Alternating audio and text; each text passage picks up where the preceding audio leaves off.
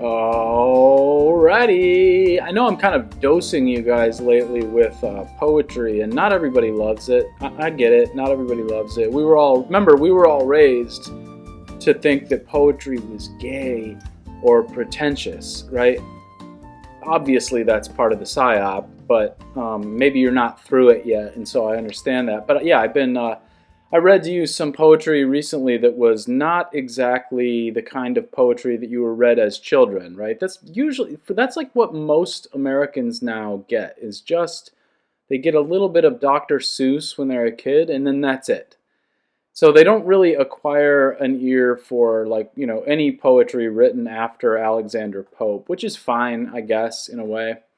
But I still think some of it's good. I have an ear for this kind of newer poetry sometimes, so I gave you that poem by Bridget Pegeen Kelly recently, and something I wrote recently. So welcome to the Godward Show. I'm your host, Casey. Anyway, this is the episode on Horace, the ancient Roman poet, and the idea of the willing suspension of disbelief, which is such a technical idea that you can, Google it and find that it has its own Wikipedia page and stuff. So the Roman poet Horace was a contemporary of Jesus, more or less, and wrote his best-known stuff around 15 AD. Today, in this video, I'm going to summarize and quote some from his well-known and originally influential, Ars Poetica, which is like a poem about how to do poetry, which was called the Epistle to the Pisos. It's basically a list of advice for beginning poets. It was originally composed in dactylic hexameter. It includes the famous Latin phrase that I will return to, ut pictura poesis, which means, as is painting, so is poetry. But it also hints at the relationship between a poet and his audience, or any artist and their audience.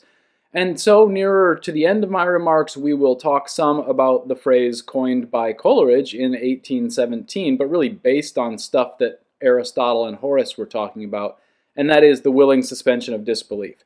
And I'll suggest there, nearer to the end of this video, that there might be a very ripe and very interesting, like, philosophical, big brain, metaphysical idea lying dormant in this, and one that we probably should take up again and think about, may be extremely relevant for us living in clown world. So if you can't wait and you don't want to hear the stuff about the poetry, I guess just fast forward to, like, probably the 22-minute mark or so.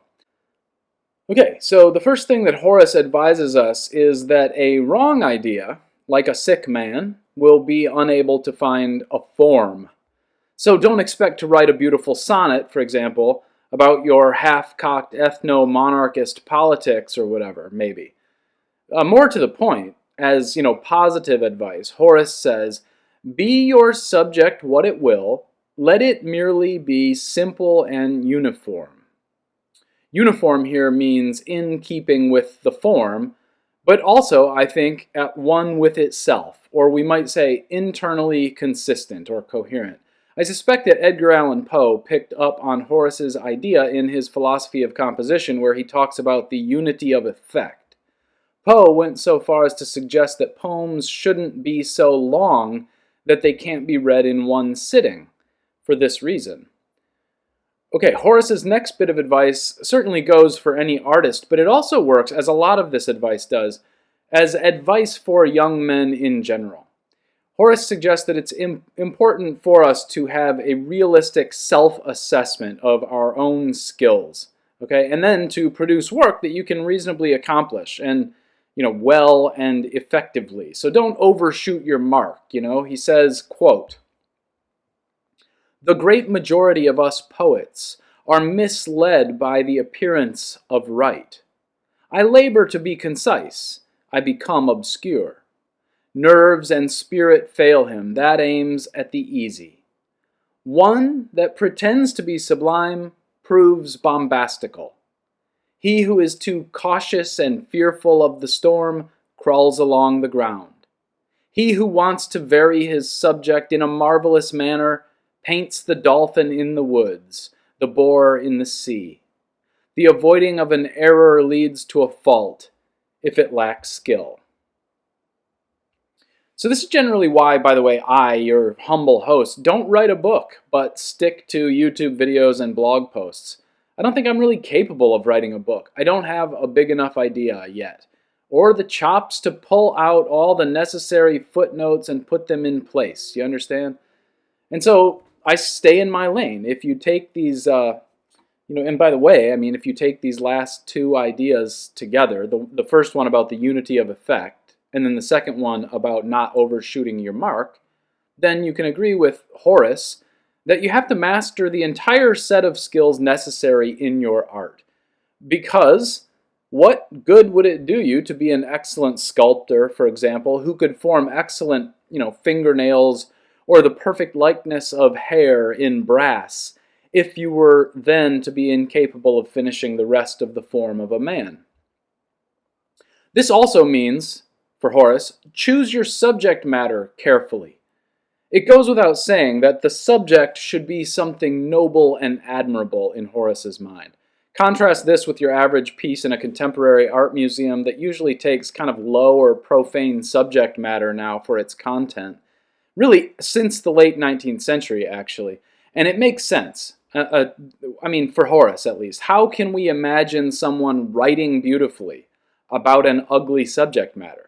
Or can a beautiful painting of, Quasimodo or the Wicked Witch of the West really happen? Hard to imagine.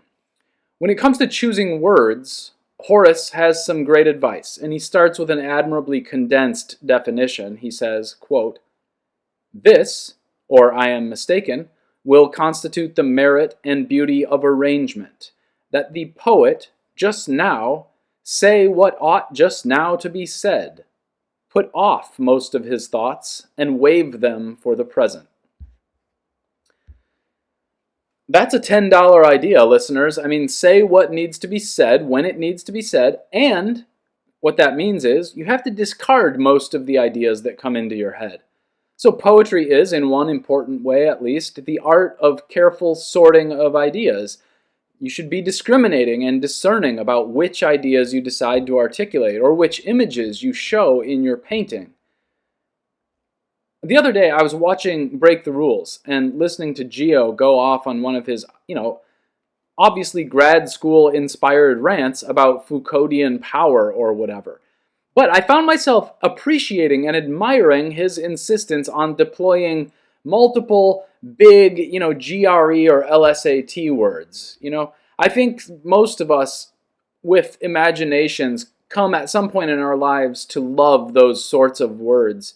But then also, most of us, faced with the grinding and demoralizing reality that most people are incurious derelicts, we leave off using the fun words and reduce ourselves to the basic vocabulary that's, sort of suitable for interacting with the blue jean wearing proletariat.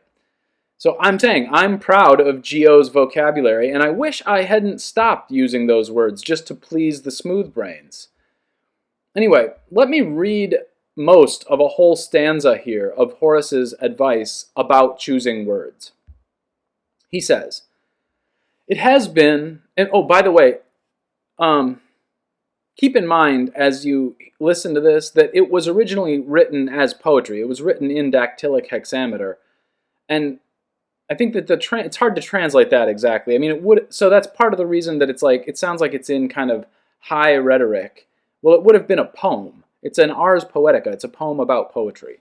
So he says, "It has been and ever will be allowable to coin a word marked with the stamp in present request.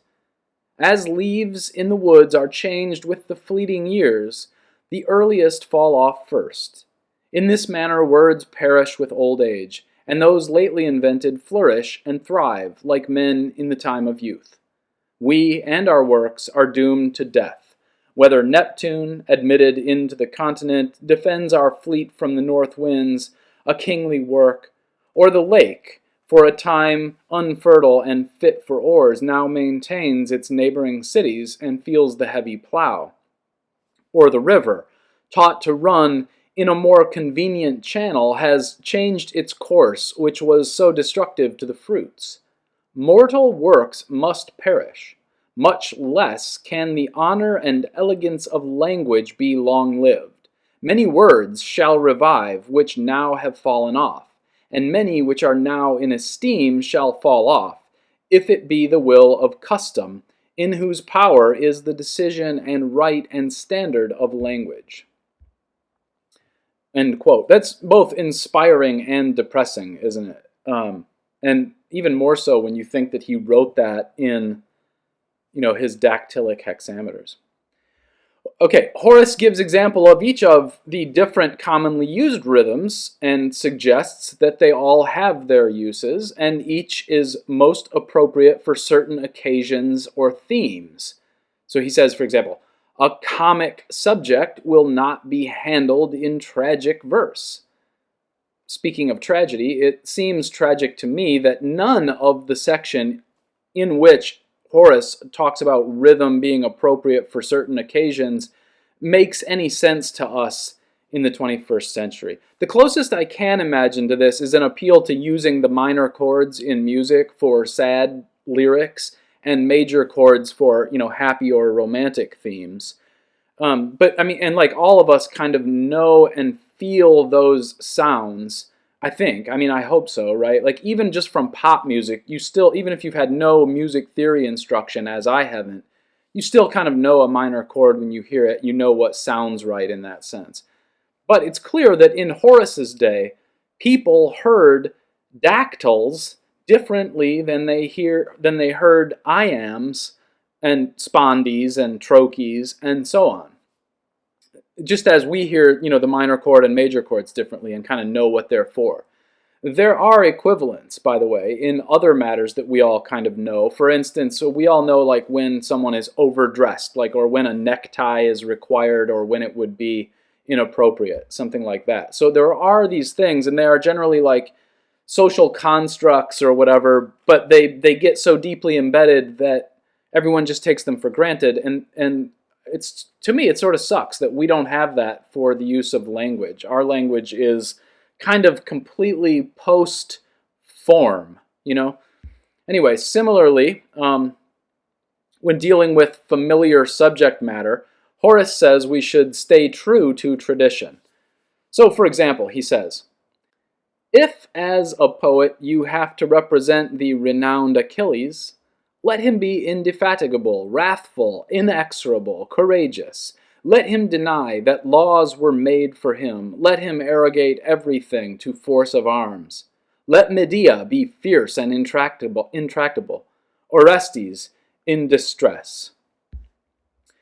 Okay, so like, I hope you know those references. I mean, basically, like he's saying, if you're gonna do a narrative based on a well-known narrative already, like stay true to it. Don't try to alter it, right? In our own day, this would take the form of don't cast a black guy as Superman, maybe, for example. But he also knows that sometimes poets will try to represent wholly novel things on stage, and he has advice in that case also. Here's another interesting tip that I'm distilling from a long chunk of Horace. He says that we should get right to the point in the storytelling. So zero in on the action that you want to show, and don't waste your time and effort trying to tell the whole story. He uses examples that aren't very familiar to us anymore, so I'm going to use a different one. But the idea is, rather than try to re-narrate the entire life of Jesus, for example, just write a poem about his arrest in the Gethsemane garden, or about his meeting with the Syrian woman, or whatever, right? So keep it focused. Like that would make a good play, a good 2-hour play even. For Horace, good writing flows from good character. So that's interesting. The artist must be at least an aspiring saint. Listen to this section. He says, "To have good sense is the first principle and fountain of writing well. The Socratic papers will direct you in the choice of your subjects, and words will spontaneously accompany the subject when it is well conceived. He who has learned what he owes to his country and what to his friends, with what affection a parent, a brother, and a stranger are to be loved, what is the duty of a senator, what of a judge, what the duties of a general sent out to war, he, I say, certainly knows how to give suitable attributes to every character. I hope you can hear how closely poetry might resemble prophecy here, or almost like public shamanism. And here, Horace alludes to a problem that has always haunted the artist: how to get paid without betraying the muse. Because, see, it seems like the muse seems to whisper unsettling words, provocative drama, whereas the public often want comforting words and reassuring fake drama, or what we call melodrama. Often, people prefer, I'm sorry, but like shitty drama, right? Or this is why people will watch the daily news and reality TV and stuff. It's like comforting in the fact that it doesn't provoke. It doesn't actually make you introspect when you watch an episode of The Real Housewives of the OC. These are just drunk women acting a certain way for the camera. It has no bearing on my life. But when I watch, David Fincher's Seven or whatever, all of a sudden I might have to look inward a little bit. Okay, the American writers of the 19th century, by the way, struggled with this same problem. Hawthorne complained of the damn mob of scribbling women that he had to compete with to sell books. Melville did even worse. Reviewers called him crazy, and he sold fewer than 1,000 copies of some of his best books. Meanwhile, Platitudinous Trash by Susan Warner sold hundreds of thousands of copies. And so, thinking of this, it sounds like the situation was the same in Rome in the first century, and Horace says, "When this sordid rust and hankering after wealth has once tainted their minds, can we expect that such verses should be made as are worthy of being anointed with the oil of cedar and kept in the well-polished cypress?" Isn't that interesting? He's basically saying once people start to get paid for it, the quality will decline. Everybody likes to think they can stay based or stick to the truth even when their paycheck steers them in another direction. But Horace wasn't convinced. The one who gets paid begins to pander. And this is why the poets of Rome struggled to keep pace, he implies, with the Greeks who went before them. Horace praises revision, big time, and suggests that a poet has to be able to take criticism. And not criticism from admirers or, sort of brown-nosers, but from equals. He says, the famous poet Quintilius used to always give 2 or 3 suggestions for revision, or I guess Quintilius was like a rhetorician. And if the author tried to defend the faults or say he could do no better, Quintilius wouldn't help him anymore. He would just say, "You alone be fond of yourself and your own works." But of course, that leaves the poet blind and unlikely to find lasting success. So you need a mentor, and you need to admire, this is important, admire the works of the masters before you begin to bother the world with your own inventions. This was always a sticking point for my wife. My wife writes poetry professionally, basically, and she's good at it. And so she ends up teaching college students this sometimes. And one of the things she says to them is, look, don't a lot of times college sophomores will, they'll get the because they're coming online, right? Like they're alive, emotionally for the first time in their life. And they want to write a poem, and their poetry is really hacky at first stab, often because they haven't tuned their ear by reading the great poets that have come before them. So it's like, it's not a gatekeeping thing. It's not that we're saying you have to get accreditation, but you have to gain orientation in the world by learning the art. So study the masters who went before you. You don't just start painting without walking through the Uffizi first. That's what I'm saying. All right. You get it? Okay. I really wonder, now I'm about done with Horace here. Almost done with Horace here. I really wonder whether stuff like Horace was actually popular in the first century in Rome, or whether, in fact, this sort of stuff was always kind of obscure and overshadowed by more lowbrow concerns. But it's interesting because somehow or other, and really by Christian monks, Horace was preserved for us for 2,000 years. And I guess there are plenty of copies of Horace's work in circulation now, theoretically, but I wonder how many people are really reading him. I wonder if we'll preserve him this time around through this next dark age, you know? Oh, by the way, that reminds me that I ordered a copy of Fahrenheit 451, which I have not read in 25 years or something. But I know I loved it, and I'm going to read it again and do an episode on it soon. I guess I'm reminded of that because there's that thing in Fahrenheit 451 where the guys like memorize chunks of the great literature because it's all being expunged and burned and so on. And so it's an interesting exercise to think what chunk from what best book ever would you try to preserve if you were going forward into the Dark Age, as we are. Again, Horace's most famous line, as with painting, so with poetry, suggests a way of thinking about storytelling. We can suspend our disbelief about the subject matter so long as it retains a human interest and a semblance of truth, Coleridge suggested. And Hawthorne refines that idea, saying, "A work of art sins unpardonably so far as it may swerve aside from the truth of the human heart."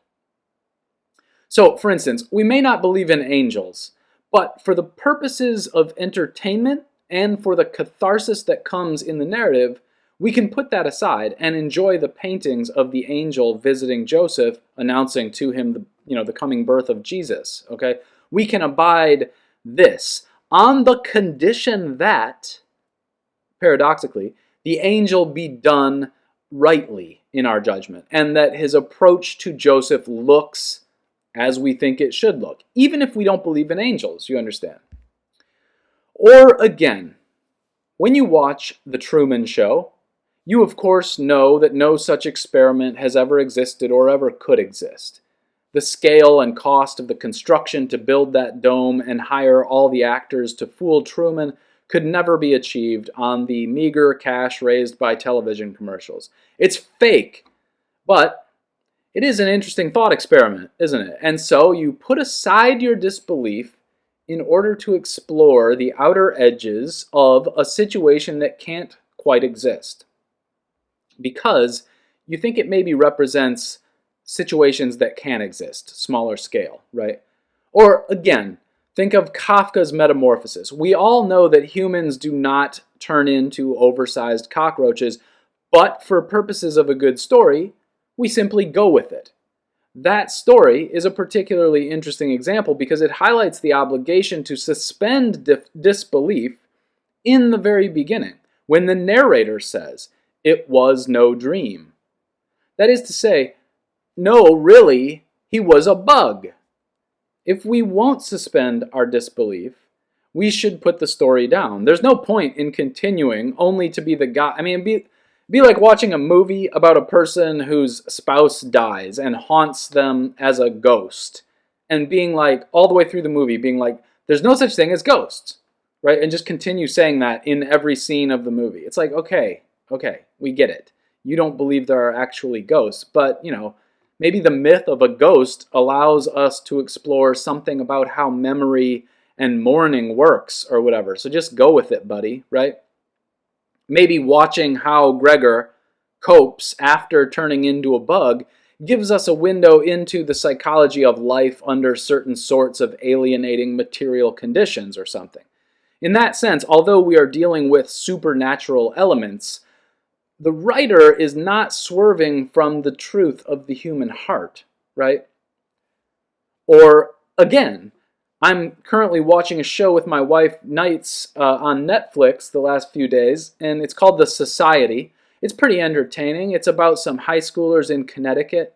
In episode 1, they're going on a senior trip to Washington, D.C., but while they were in the buses on the way there, a big storm came. A tree fell, and they had to return to the drop-off point in their hometown.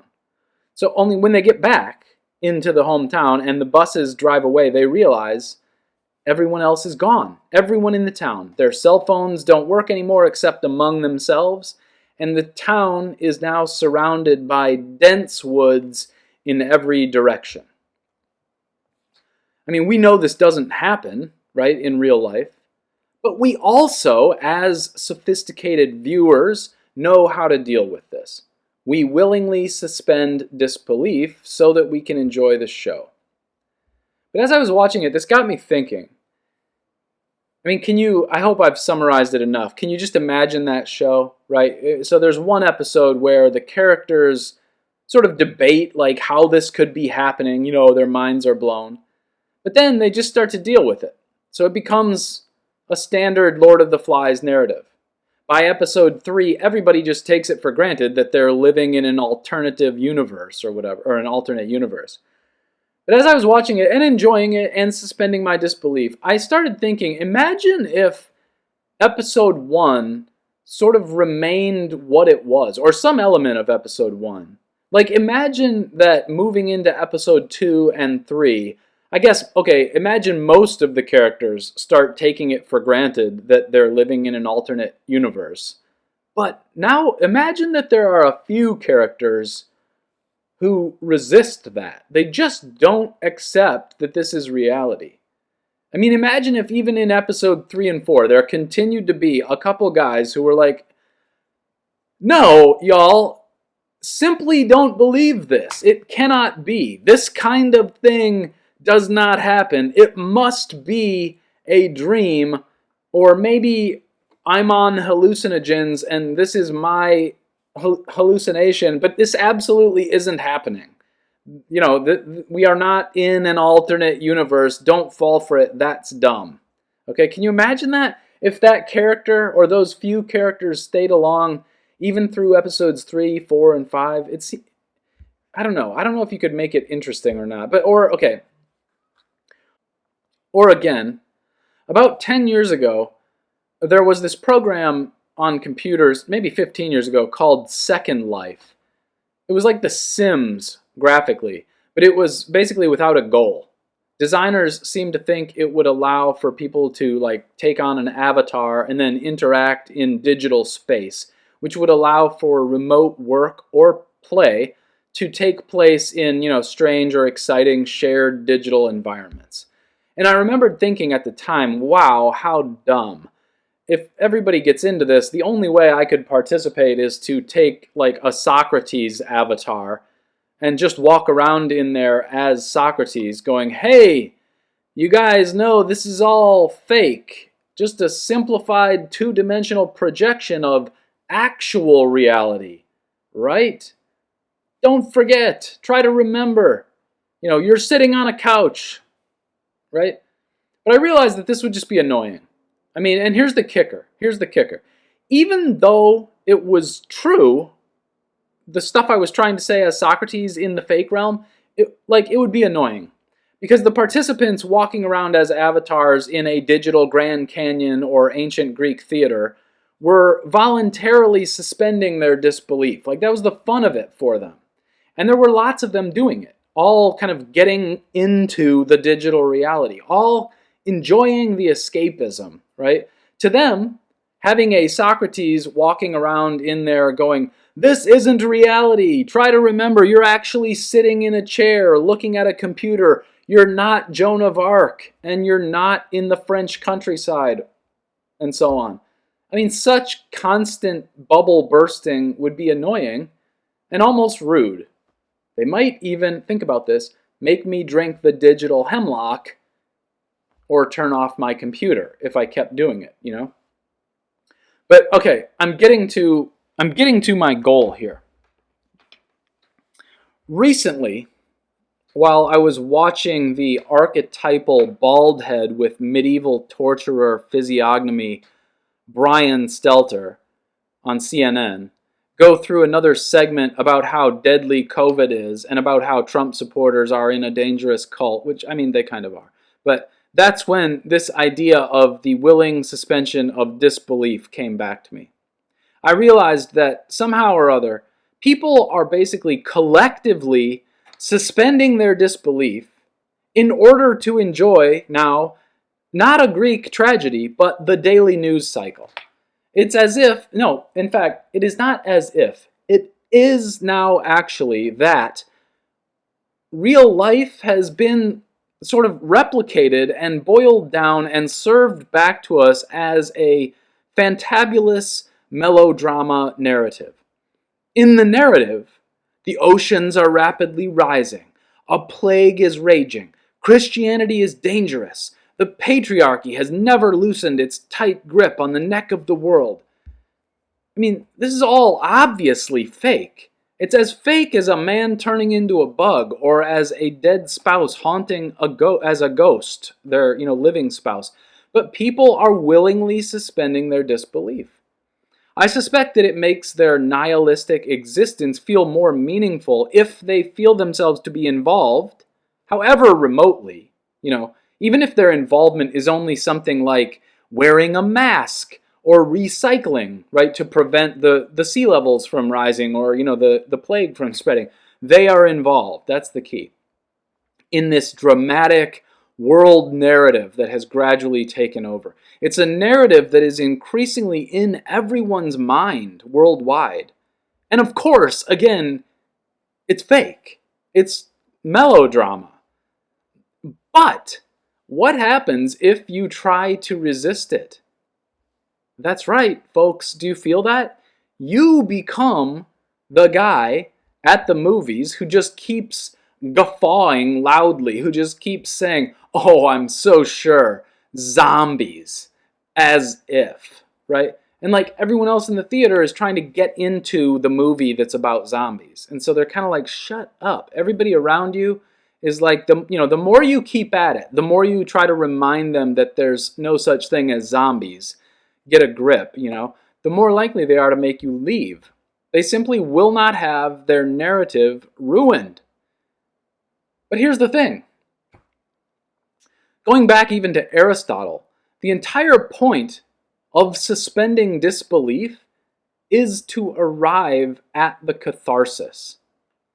We know that there can't be, you know what the catharsis is, right? It's like the big release at the end, the scene where the revelation happens or the recognition happens, and then basically it's like the scene right before the end of the movie, right? Or it's the scene where at the end of Seven, Brad Pitt realizes what's in the box, right? And you can feel the hairs on the back of your neck stand up. It's an amazing scene. It's why you watch the movie. Okay, we know that there can't be a dome as large as Southern California with a gazillion cameras and fake actors all to make a show around Truman's life. But we watch because we want to see him figure it out. We watch because we want him to get to the edge and punch a hole in the horizon. We are all, in that sense, inclined to be apocalyptic thinkers, right? Or at least, that's how it used to be. People would suspend their disbelief briefly for an hour or two in order to enjoy the theater show, but then they would get back to reality until next summer's Festival of the Tragedies. But now, imagine going to a Greek theater to see Sophocles' latest play, and instead of it ending, imagine that it just keeps going. Like, it never reaches a climax. There's no recognition scene. There's no reversal. No denouement. It just continues. Days pass, day after day, and you just sit there in the stands. Now you're slouching. Weeks go by. Your body is atrophying. Maybe you still remember to look around every once in a while. You're one of the few, but maybe you remember. But everyone else in the stands is still there too, still watching the play, all slouching, all flattening now. The play goes on. Will there be a crisis soon? Still watching, all slouching. Will there be a catharsis soon? Ever, right? Once the audience has suspended its disbelief, it is kind of psychologically hostage until the poet delivers the catharsis. That's the deal. The release. But now, does CNN ever deliver the release? Does Oedipus ever gouge his eyes out? Does Brutus ever kill Caesar? Do the oceans ever finally flood New York City? Does the plague ever finally kill a third of the population? But there are still a few of us, aren't there? We realized what's happening. Maybe we even left the theater. You can imagine getting up, no one stops you, you walk out of the theater. But now the whole town is empty out there. Everybody's in the theater, slouching, watching the play go on. So maybe what else is there to do? You go back to the theater. And you can't get into the play anymore. You can't get into it. We've seen the strings that suspend the deus ex machina. It seems so fake to us. But, 2 rows down, there are our families, our friends. If we try to tell them, it's fake. There's no such thing as this. What do? They go, shh. They tell us to stop being spoil sports. They accuse us of ruining the play. Shh. Just watch. You'll see, they say. Some of us continue to pester them because we care about them. We want to save them from this terrible fate that's upon them. Others of us have just given up because the task seems so futile. The thing about all this is that, or the thing about it that retains interest for me, the reason I think it's a fascinating philosophical locus is that it's not even a well-written play that they're watching anymore. It's just full of stereotypes and cliches. I'm sick of the play. Do you understand? I just can't believe people are still so captivated by the puppets on the stage. And I have to say, I wonder what dark, nefarious poet it is that continues to spin such a dreary yarn. And why? For what purpose? Thanks for listening to the Godward Podcast. Join my Patreon. It's in the link below. What an episode. See you next time.